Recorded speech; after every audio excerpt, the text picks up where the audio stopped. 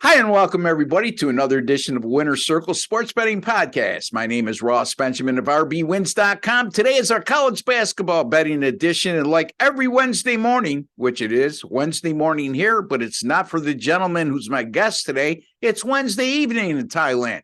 Jesse, since it's Wednesday evening, you probably know all the results of the game on Wednesday already. Oh, no, that's right, 12-hour difference. Anyway, how are you, my friend? And if I did know all the results, I'm not telling, not for free anyways. No, I'm doing well, Ross. I had a 3-0 sweep yesterday, second sweep in the last 3 days. So, Mr. Perfect is making multiple appearances on Facebook and Twitter these days and feeling good about it.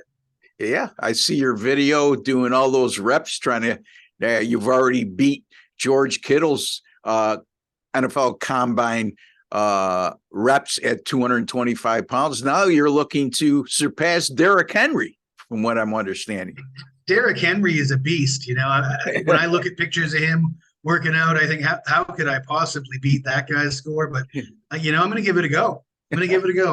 There you go. And yes, that's why I call him Jesse the Mule Shule. Not because I'm making fun of him, because he's stronger than an ox. Anyway, let's get to our free picks at hand. Jesse will be discussing the Texas Tech and West Virginia game. That game will be played in Lubbock, and both teams struggling right now.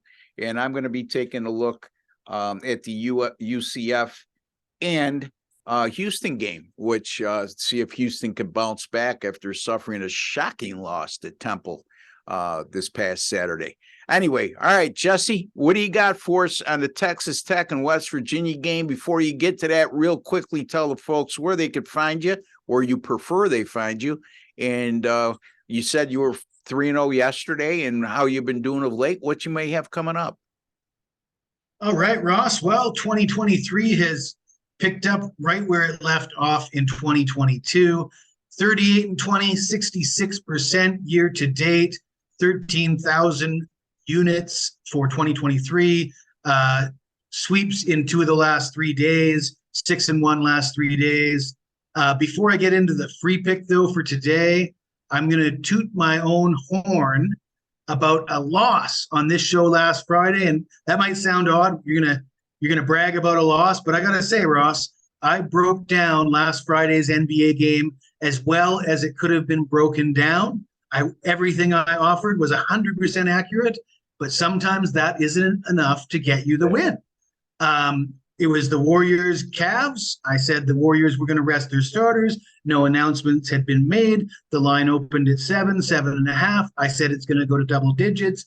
It did. There was no way for me to forecast the Warriors coming out, launching threes and hitting over 50% of them to win the game outright. My bad, I guess, but I'm still proud of the analysis. Right. You're proud because I told you that there's no way it's going to go to double digits, and now I owe you a cup of coffee, and or I'm going to have to send you some coffee to Thailand. But in any event, that was a great call. I gave you a bit of pushback when you said there's no way too, didn't I? Yeah, yes, you did, and you were right. Yeah. And, hey, kudos to you. That's why I have you on the show, because you're terrific in that regard. All right, Jesse. Well, let's hope that I can be as accurate in this game with Texas Tech and West Virginia. Now, I had Texas Tech in their last game, and, I watched the entire game, looked like a winner. Texas Tech was up by 5 points at halftime as a 5.5-point dog at Kansas State. It was a letdown spot for Kansas State. They had just upset Kansas. And everything was going according to schedule until the last 10 minutes, and they just couldn't buy a bucket in the last 10 minutes of the game. They end up losing 68-58. That was a road game, though. They're still winless in the Big 12, so they're still starving. They're hungry. They're a hungry Texas Tech team. They're a talented team. They've dealt with some injuries. Their leading rebounder, Bacho, has missed a couple games, but he's back. And West Virginia is a team that's just 1-7 in the Big 12. Obviously, those of you who know West Virginia know, much like Texas Tech, they're a better team at home than they are on the road.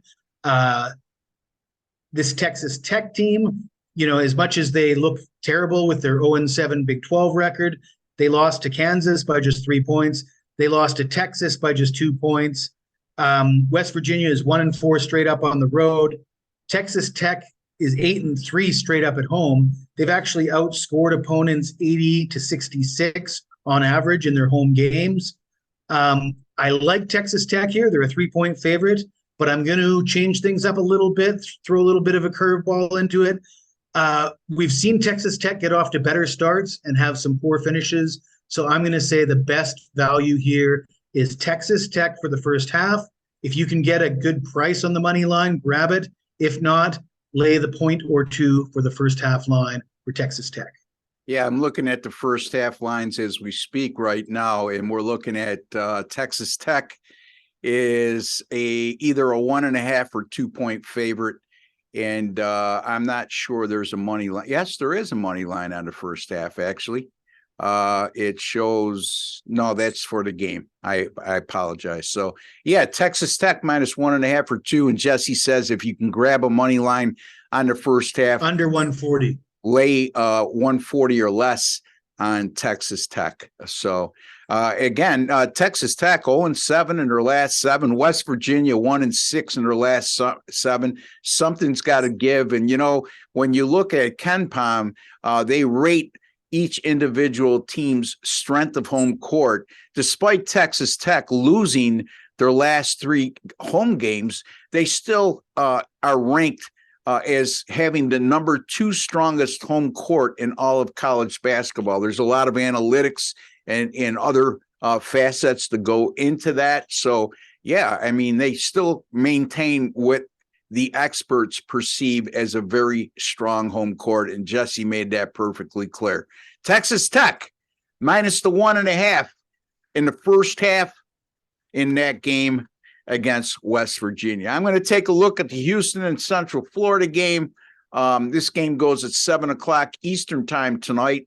Since the beginning of the 2019-2020 season, which is 4 years, UCF is 0-4 straight up in ATS as a home underdog of 3.5 or greater, and they lost by an average of 13.3 points per game. I was sort of surprised to see that because UCF has been solid over the last few years, but when they're cast into this position as a home underdog of 3.5 or greater, they not only fail, they fail miserably and losing by double-digit margins per average. UCF is also coming off road losses in their previous 2 games, falling to Tulane 77-69, South Florida 85-72.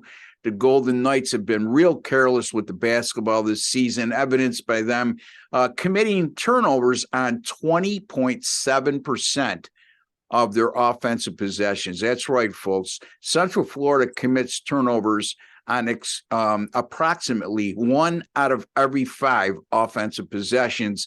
And that certainly doesn't bode well when you play against a team like Houston, which has forced turnovers on 23.7% of their opponent's offensive possessions, and that ranks 5th best in the country. So look for Houston to create plenty of turnovers and get several baskets in transition tonight, and that's going to play a key part. Now, Houston coming off that 1-point upset loss to Temple in their previous game, a real shocker as they were a home favorite of 19 points in that contest. But in terms of resiliency, there's not been many better teams in Houston coming off a loss in recent seasons. As a matter of fact, since the start of the 2018-2019 season, the Cougars are 17-1 straight up following a loss, and they outscored the opposition by an average of a little over 20 points per game coming off a loss during that stretch.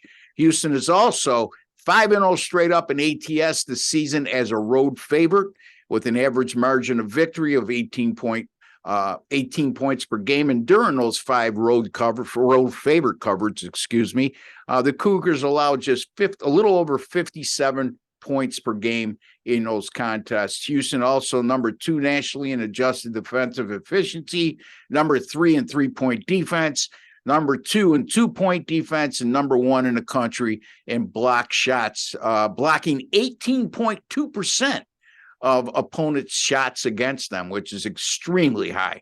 The Cougars are also number 5 in offensive rebounding, while UCF number 262 in defensive rebounding.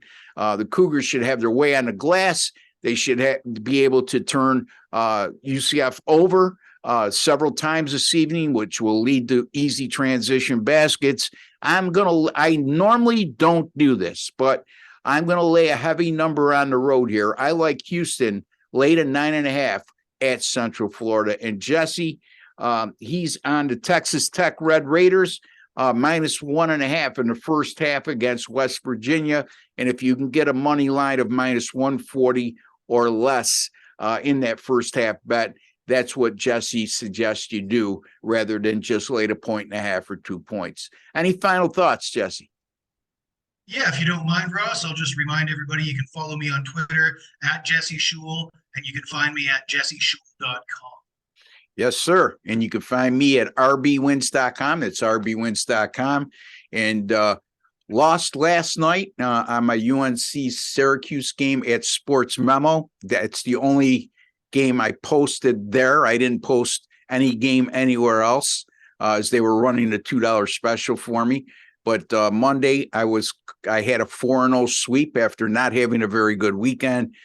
So you could find me like Jesse. I'm plus units since the first of the year. Been on a nice run, actually, since December 27th of December. So anyway, until the next time, for Jesse Schul and Ross Benjamin, I'd like to wish each and every one of you all the very best. Don't forget, folks, to subscribe to our YouTube channel if you haven't done so already. It costs you absolutely nothing. And give us a like at the end of the video. Take care and God bless, folks.